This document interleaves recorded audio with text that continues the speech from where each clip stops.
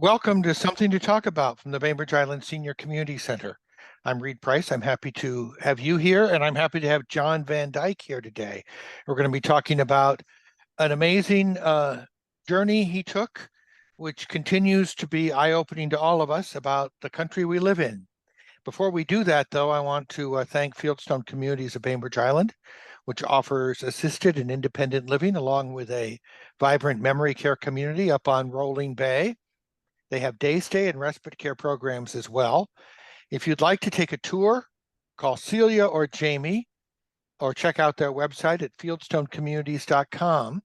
If you call, here's the number, 206-594-1010, and they'd be happy to treat you to a meal at their bar and grill.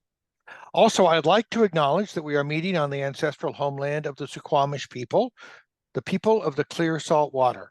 The Suquamish have lived on these waters and adjacent land since time immemorial, and we honor them and are learning from them about how to be good stewards of these lands and waters. So John VanDyke, who's a native Seattleite, apparently was so bemused by the tenor of our nation's politics back in 2016 that he set out on an adventure to connect with America, sort of a latter-day Simon and Garfunkel, maybe. Anyway, he shared some of his experiences and insights in a book called Boom. It's a big country for an old man, and he put together a series of podcasts as well. And he's here to talk to us about what he learned, how it shapes his views, and maybe some perspective on our continuing experiences as a at least bifurcated country. It may be more shards than that. There may be more nuances to the kaleidoscope of who we are. Thank you, John, for joining us today. Thank you, Reed. It's a pleasure to be here. I think why did I do this? I want to talk about that for just a moment. I was caught up in everything that was going on 2015, 2016, like most of us. And a lot of us were dismissing things and saying, oh, it's not real and so on and so on. And I was kind of bothered by it. And I was kind of in an interesting situation because I was not here in the United States. I was spending a great deal of time in Mexico in a place that I designed and built. And so I'm sitting on the beach, like many said, living the dream. And I got kind of concerned. I had kind of a not good feeling about what I was hearing and what was going on. And I didn't think these things were a joke that I was hearing. And I will say this, that because of business and work and different things that I had been involved in, I was a little bit aware of the background and methodology and the way that one of the candidates operated. And I know a lot of people thought he was a great businessman, certainly a celebrity. But there were just character things that I was going like, well, how could we do this? And I also realized that maybe for many people, there wasn't much of a choice with either candidate. And short story, I decided after the election that I needed to find out who we are as a people. I didn't realize, I kind of woke up and didn't recognize my country. So I said, well, okay, I'll set out on a journey and discover. And then I, leaned on my background a little bit, which was in, let's call it design, advertising, marketing, whatever. And I thought that, well, maybe it's a documentary. And I talked to a couple of friends and, doing, documentary, going around talking to people, recording it, and got into the cost of that. And that was very prohibitive. It's like very prohibitive. So I just said, well, okay, I'll just do this, and got myself a video outfit and started making trips around the country. And I just show up someplace and walk along the streets, walk into coffee shops, meet strangers, and yeah, reading your book, which is a compilation of some of those conversations. I felt like like you were basically doing work that would not be unlike Studs Terkel, for example. Yeah, Just and that was it's interesting because a couple of people had mentioned that, and yeah, certainly not up at the caliber of a lot of the stuff that he had done because I'm a real fan of what he had done in his books, you know. But yeah, that was just sort of ordinary people, all walks of life, and I didn't ask them about their politics. I didn't really want to know. It wasn't one of these, well, who did you vote for and why did you do that? Because it was interesting. Within 10, 15 minutes of a conversation, you had a pretty good idea, but that wasn't the point. Point was, tell me about your family, your work, your community, things that are of interest. And the more I learned, the more I realized as I was going around the country to a lot of smaller places. I wasn't going to go to New York, or wasn't going to go to Houston, or I wasn't going to, I've been, or Chicago. I've been to these places, but that was all on business. And we know what those people are thinking more or less. But these are the small towns. We yeah, I mean, you visit places in Kansas and rural Iowa, and I mean, it's not just like West Virginia. It's not just like talking to your cab driver. No, no, no, no. You mentioned West Virginia. I was deep in coal country and spent some time, and I had no idea of the life of those people. And I came away with a lot of this going like, yes, I would understand why some people might vote a certain way that I would not. And I also learned that, it's the lens that we look through, which is kind of like where we sit. And if we sit in a small town, if we sit on a farm, or we sit where our livelihood is coal mining, we're going to have one or two, single issues, and that's how we vote, how we make decisions. Because, as many said, it's how we put food on the table, how we feed our families. So I think that it really we neglected a lot of people for a very long time. I think that conclusions, some things that I came to was, and it was a very long, slow thing. I think we also, and I realized, kind of had a generation thing. And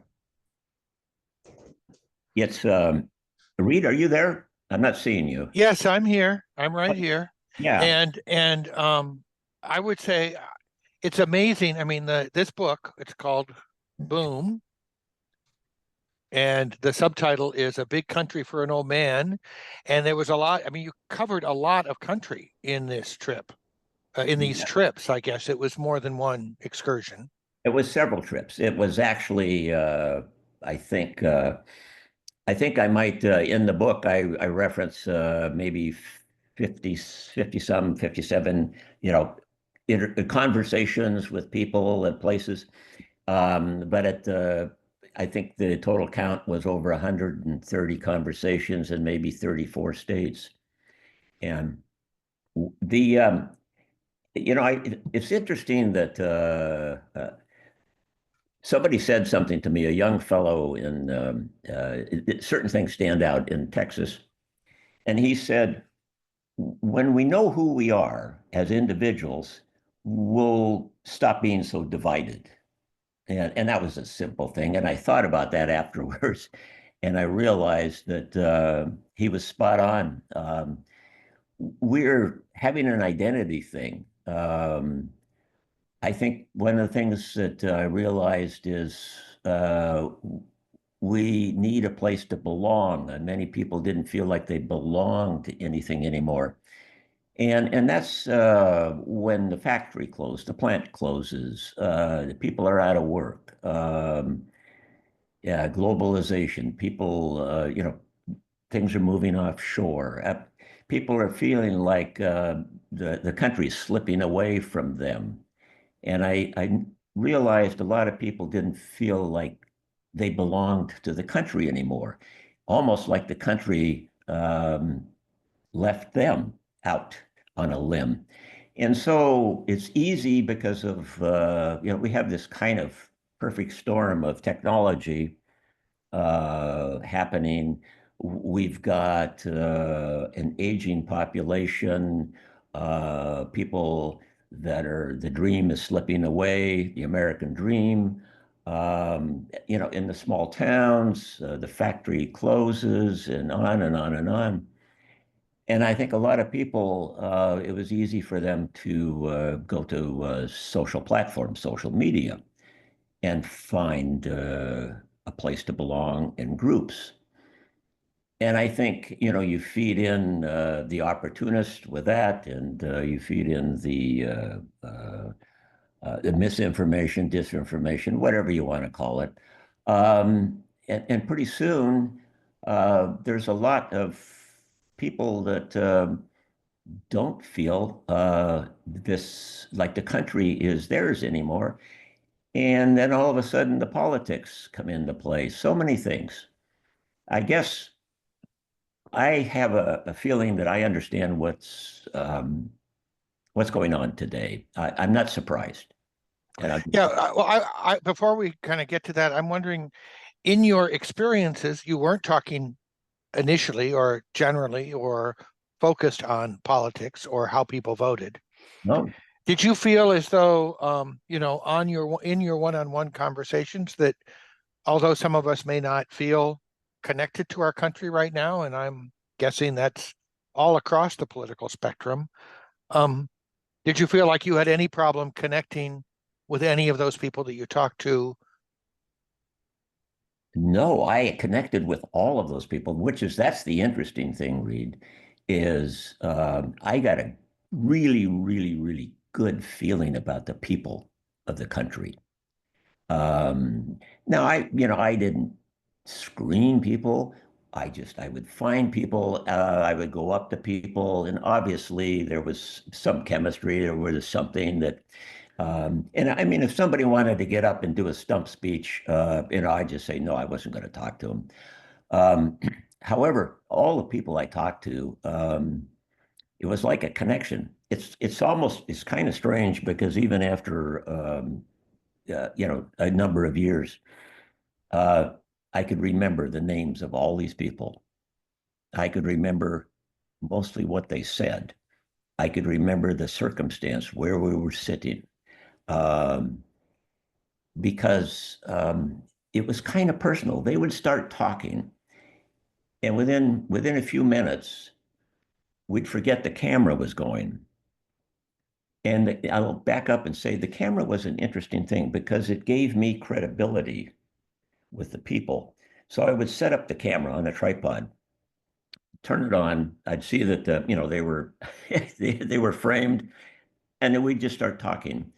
And actually, I'll say that we started talking, but I was listening. I didn't tell them my views.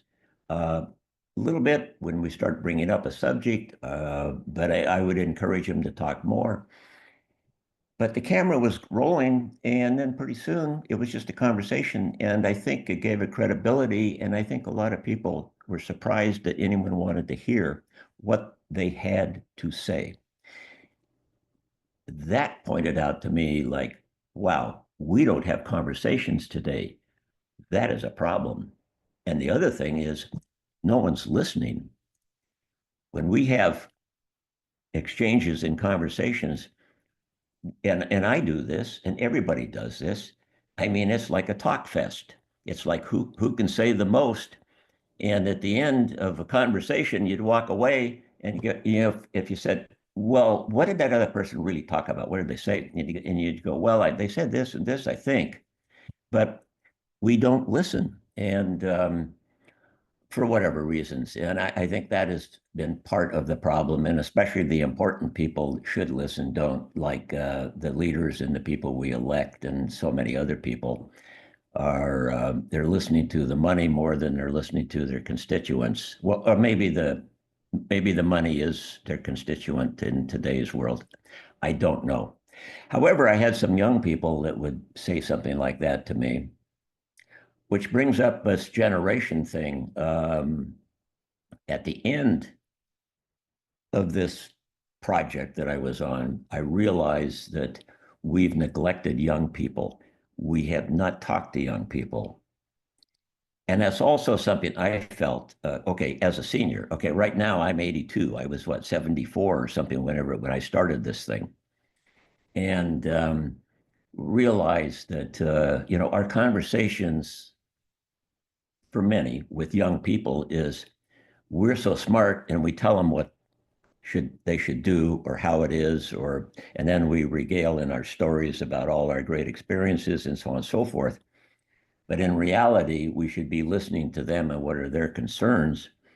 And became obvious to me that civics has been missing in education for quite some time, and we have an older generation that doesn't really understand democracy or how our country functions in many things. And we certainly have the young people, but we should be telling young people about our country and about why it's a pretty cool place, and a little bit about how the democracy side of it and the why our country was founded.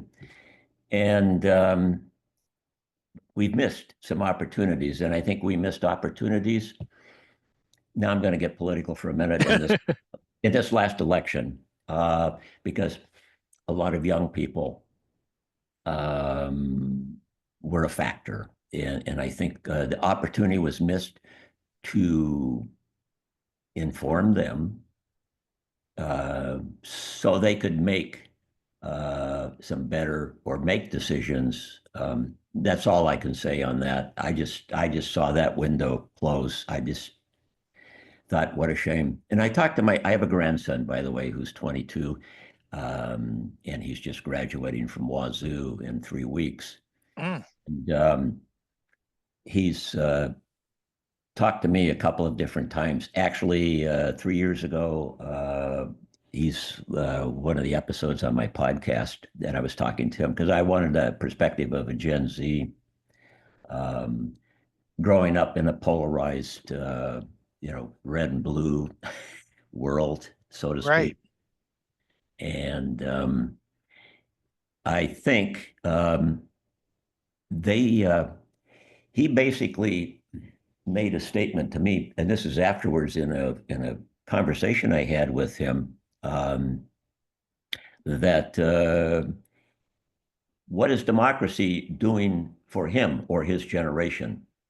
Um, it's like, sure, they know what democracy is, but what's happening? What's going on for them? That was um, like the choices available for leaders. They didn't see either one as anybody that they might want to vote for. So maybe it's say, well, okay, you're going to pick the one you think is a little bit better than the other, or what? What's your criteria? I don't know, but I got the impression that a lot of confusion, a lot.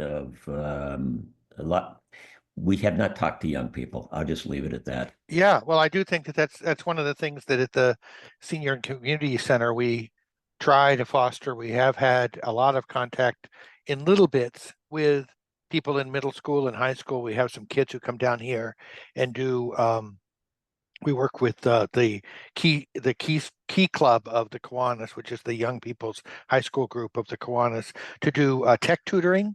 So you have Yeah. seniors and seniors in high school sitting down and trying to figure out the iPad or the iPhone together as a way to connect.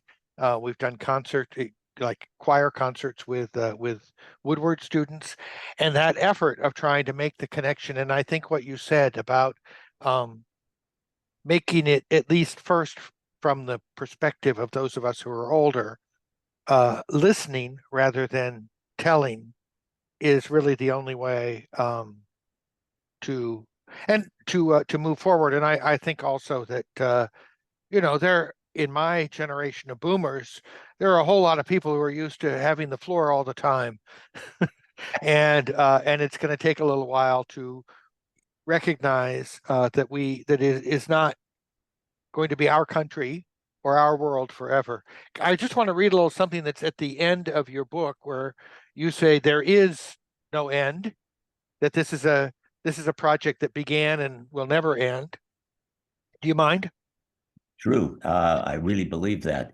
I think, and because I was trying to figure out how do I end this, or how do I end the book, or because it does not end. We're just beginning to understand something about our country and about us in a way. I mean, I think it's apparent in media today and what's going on.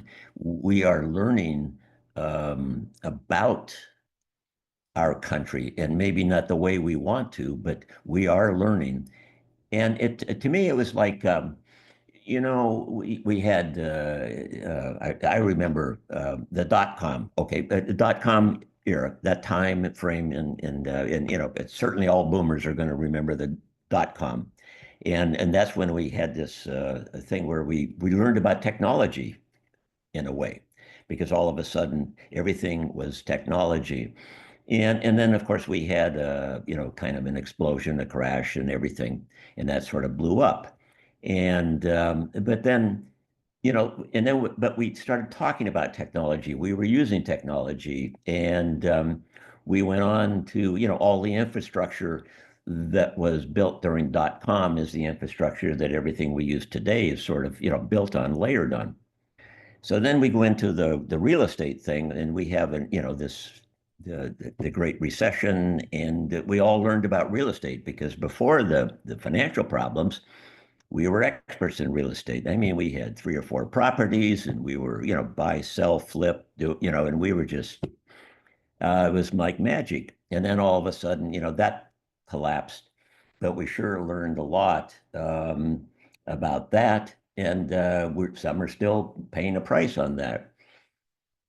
I think, in a way, just for me personally, I don't say that I think in the book because I'm not talking about that, but it was like we have this political bubble, and kind of, I guess we have these bubbles. We don't recognize them, but we're living in this bubble, and this bubble is leaking. It's maybe toxic. I don't know what's going on, and is it, maybe it's popped, or maybe it's going to, but all of a sudden, we all know politics like we never did before. We're all political like we never were before, and I'm going to say some of that's good, and some of it's bad.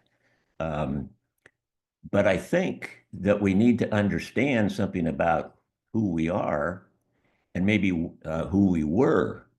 It's interesting, in the last month or so, I've started to think about, I was setting out to discover kind of who we were. Who are we? Who we are. And I'm wondering if what I've done is kind of taken a snapshot of ultimately what's going to be who we were as Yeah, I'm moving. just and I'm just going to read this section here. You say, I hope this book stirs something in you, as my travels and my conversations did for me. As someone said, it's like some of these are drive-by conversations and they wanted more. I knew then that I had accomplished something if it left questions, aroused a curiosity, a reader wanting more to discover. And here's the part that really struck me. There is so much to our country, so many people, so intertwined into the fabric that is America. It is up to us as individuals to discover ourselves and what that means to each of us in our country. It is also the legacy we are going to leave to our children, grandchildren, and generations to come. You are part of this story. We are all part of this story. Exactly. Exactly. It's our story. And we are writing that story right now. And each of us, I'm glad you picked that out and read that. There's so many things, when you're writing, you're thinking these things, and yeah, but we're all part of this, and we are writing our own story right now. And it's not just, and I think this is the really important thing. We all know kind of a little bit what's going on today, and maybe even the last week, if we've been checking our finances and some other stuff, okay? And we also see the global implications and everything that's going on. And you can say, well, it's out of control. It's out of my control. I don't believe that. It is in our control. We are responsible for ourselves and our own story. And there isn't anybody that's doing anything that we have not elected at this point in time. So it just goes back to we are writing our own story right now, and it's a big story. This is a big piece of history. We are witnessing, we are participating in, we are and that's just my view. I think this is bigger than anything maybe that certainly that I have known in my lifetime. And I think when the history books, if there are books in 60 years and 70 years, look back on this period in our country and globally, this is going to be a very big time. There's stuff is underway. It's happening, and we are part of it. So I just want to mention again, the book is in sections. It's really easy because you just drop in and have a conversation. Yeah. To read a little bit at a time and reflect on it. It's not a narrative, it's a series of vignettes, I would say. Agreed. Yeah. And you also have put some of the um recordings up somewhere, right? I found them. Yes. In 2018, I started the podcast because I had a lot of the conversation. I needed to do something with them. So I put up a podcast. And that was back, early 2018 or whenever, and a podcast was kind of a new idea. It was still relatively a new idea. And it's Dialogue, an American Mosaic. Um, and it's not really active right now. I haven't put up an episode in a very long time, but it's almost like there's a library of conversations there. And I think many of them are, still relevant or maybe interesting. You can find it on Apple Podcast and other platforms. But it's Dialogue, an American Mosaic, John VanDyke.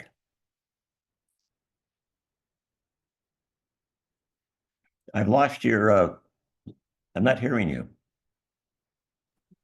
Read Well, your I had my mute on. Anyway, I just wanted to say that it's a wonderful thing that you took the time and then you took the time afterwards, after the many years of putting this together, to share it. And I guess we ought to also thank your editor for probably having some patience in all this. Absolutely. And I want to you had said something, and to me this was important that from the get-go when I started this, is that I wanted a kind of a book that you could start reading in the middle, you could read at the end, you could read at the beginning, because as you said, it's not a narrative that runs all the way through. So it's the vignettes, it's the places, and I find that when I pick up the book, if I look at it, that's kind of the way I do. And then I flip and I look at, oh yeah, I remember that and that conversation, or I go to another one. And because it's a patchwork, it's a mosaic. I started my project, I called it an American Mosaic the very first thing when I first started it, because I saw that as the mosaic, who we are, what we are, and very much so. And I'm going to say I talked to a lot of just amazing people. Okay, absolutely amazing people. Um, Mostly just ordinary people. I mean, two or three extraordinary because of perhaps talented or what they were doing in technology or so on and so forth. But I mean, I talked to, some coal miners that, just made me feel really, really good. We, yeah, we need to take care of each other. I'm just going to leave it at that. Yeah. Well, I do think very interesting book, a variety of voices, as you said, ordinary people, but an extraordinary diversity of Yes. people. So thank you for sharing it, and thank you for sharing your time with us today. Does anybody have any questions for John or comments? I want to know if you have the book for sale there at the senior center, and how much is it? Well, we don't have it for sale here, but I have a copy. And I you, will make a you, plug for our local bookstore. it's at, Not stock it on their shelf, but if you go and you say, I'd like to buy this book, they will order it for you. Okay, thank you. Thank Yes. And the book It's is reasonable. going to sell for either $14.95 or $15.95. Now it depends on what the bookstore, what they're going to price it out at. It yes, was Al. Yes, I joined the session just a little bit late and I was busy doing something, but I take it the thrust of your thesis in the book is that this country has an incredible diversity, but I'm wondering, we have been successful at bringing people together out of that diversity to go forward in a very positive direction. And of course, what's going on right now is highly negative and is dividing us instead of unifying us. I'm trying to understand what we've found out there among the ordinary people, whether or not what's going on right now is really what they wanted, or were they fooled into thinking that he was going to go in a different direction? What do you think? Well, okay. And that's sort of a then and now thing a little bit, because I think even people who are great supporters of the current president are surprised right now at this moment, especially in the last week or so. But I will say that all the people I talked to, nobody wanted us to be divided. I will say that. It became really, really clear. They did not like, and again, that was the beginning of this divisiveness, okay? 2017, 2018, 2019. All right. Now, of course, we know we're divided and polarized, but it was beginning. And I would say, so number one, nobody wanted, and the only thing people wanted were simple things like, well, I want to feed my families, or simple things, one or two issues, small towns, okay? Not a wide lens, from a big urban perspective or anything like that. They weren't thinking about globalization. They weren't thinking about equality. They were thinking about, is my neighbor working?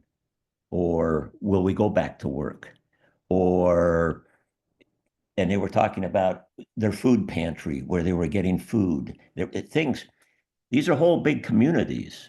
So it's kind of stuff like you go like, oh, okay.